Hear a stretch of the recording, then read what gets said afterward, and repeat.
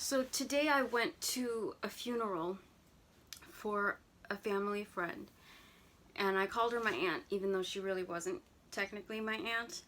And yet last night was the wake. Actually, there were 2 nights of wakes, and I saw all these people that I missed, and some people, I hadn't thought about in years and years, but it was so nice to see them yesterday and today, although you wish it were different circumstances.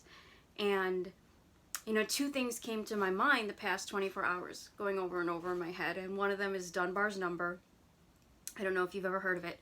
And then there's this Hellen Keller quote, and Hellen Keller said, "It is better to walk in the dark with a friend than it is to walk alone in the light." And I don't know if that's true, but a couple experiences lately kind of lend credence to that quote. So this family friend who passed away, I thought, I don't think I ever remember a time in my life when I was alive that I didn't know her. I think she and our family have just always been in my life.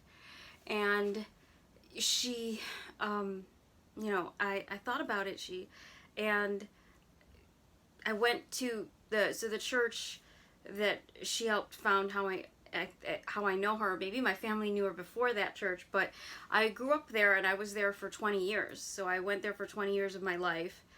And so at the wake last night, it was like a reunion of, like, everywhere you went, people were commenting. They're like, "Oh, there's somebody from FABC." Every turn you go, that you couldn't move an inch without running into someone, right? And it's like, you wish there was another way we could all get together somehow. And funerals are one of those places where you have, like, not to say that you have dishonest conversations when you have updates with people, but social media isn't the same thing. And even getting a Christmas card isn't necessarily the same thing, right? I think very few, like, Christmas newsletters are in depth or thorough. And so you're getting an unfiltered version of people, in my opinion, when you see them at the wake and the funeral. And it was a celebration of this person, her faith in God, her love of family and friends last night. And it is sad that we don't sometimes get to experience that kind of love and community with people that we once knew, or just people in general, until something bad happens. And that doesn't make us bad people. So a lot of people think, they try to think of it in binary terms, like maybe there's something wrong with me, or maybe there's something wrong with other people. And if you've heard the phrase, if you've heard of Dunbar's number, so this anthropologist, or what was he, an anthropologist? I can't remember. Anyway, Dunbar discovered that you could only maintain 150 meaningful relationships at a time. Actually, it was 148. People round up to 150. And so what this means is, as you go through transitions in life, so for example, in, leaving a church. So like a lot of the people that I saw last night, we all used to go to the same church, and people move on. They literally move, and so they move in different directions. They go somewhere else for church. As people make transitions in life, they get married, or they have kids, or they go to graduate school, or they get a new job, so they have to leave the old job to get a new job. The mind can not only handle up to 150 meaningful connections at a time. So what that means is you form new connections. Some of those old connections, the memories are real and they stay, but there's an attrition, right? So you turn to a certain point and you're like, "Hey, what's so-and-so doing?" Or like this morning, I thought, as I saw these people that I hadn't seen in many years at the funeral, I'm like, I wonder if so-and-so is coming. And then like 20 minutes later, you see so-and-so at the door, right? You're thinking it's not that you stopped caring, but in order to survive in life, you need to make meaningful connections wherever you go. So 150 meaningful connections doesn't mean 150 best friends. But so where I coached high school debate, the head of security, our security guard who was in charge of security, who retired last year, he was important in my, not know if he knew it, my network of 150 people.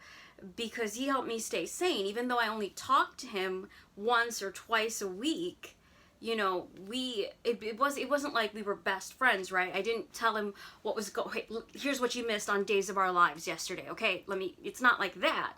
But I needed that relationship. So like, he understood my health problems because he had health problems from aging, and so we had that connection.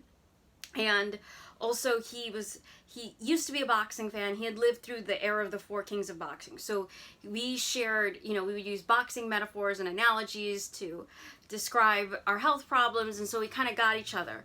But as things happen in life, like people say they get married and they have kids, they need to find friends who are also married with kids where they live so that their kids can play with someone.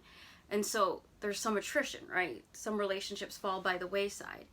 And I thought about this event this summer. So a tragic thing had happened, and it led to a certain crisis that lasted for like a month and a half. And I called up one of my high school friends, and, you know, I used to, you know, we're adults now. She's married with kids. And I used to host these parties over the holidays, especially every year for my high school friends.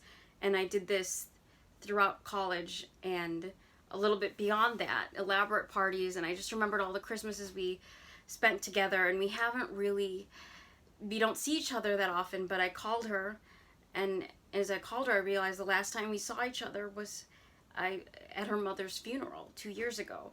And I described the situation, and she was super supportive. And it turned out she had a relative who was an expert in this particular situation. And so we talked, and she's like, I'm sorry I haven't been around. She told me, it's not that I don't want to. And I already knew she didn't need to apologize to me at all. And so she said, it's just like my life is like work and the kids, work and the kids.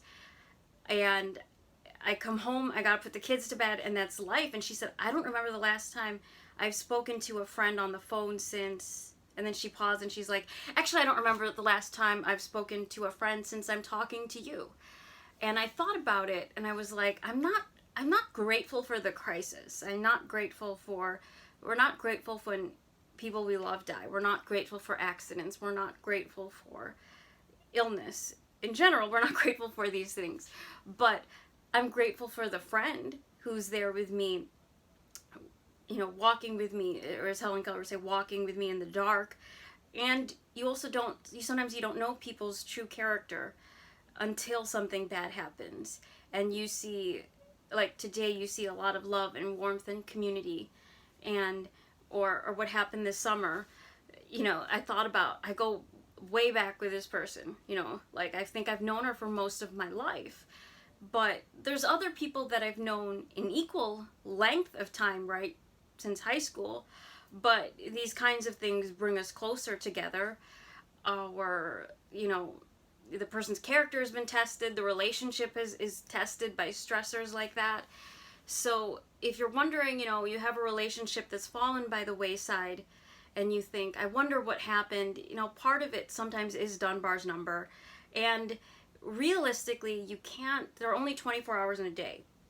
So you add in adult responsibilities. You have a job, you need health care, right? Maybe you have a 9-to-5 job.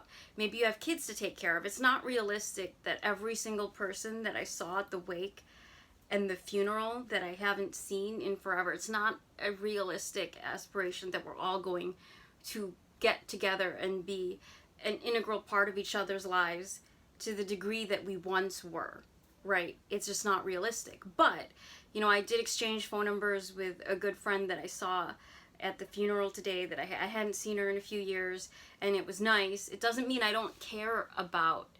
There's definitely a lot of, like, if there were an unlimited amount of hours in the day, I would go, and I would, if I could, if health allowed it, I would hang out with all those people, right? But it's not realistic, so we should, you know, because we often hear when somebody dies, oh, cherish the time you have someone while they're alive, or do it now, or say it now if you have something to say. But we can't do and say everything we feel. Like, it's just not realistic that we would be able to spend quality time with every single person we've ever cared about. It's not realistic. And so don't blame yourself, but also understand when certain connections loosen, but that also means doesn't mean that the relationship is over. You know, you can, if you've ever literally run into a friend on the street that you hadn't talked to in years, like, and then you just go out for ice cream together, and the friendship is kind of rekindled, right? So it doesn't mean that it's over, but just know that if you're sad, if you're feeling, you know, overly nostalgic about something, just remember that all of us are affected by Dunbar's number. We all have a prefrontal cortex, and we can't change the workings of the human mind, and we can't eliminate adult responsibilities or add more hours to the day. So people do care. And also, you know, something to think about, was Hellen Keller right? Do you think she was right when she said it's better to walk with a friend in the dark than it is to walk alone in the light?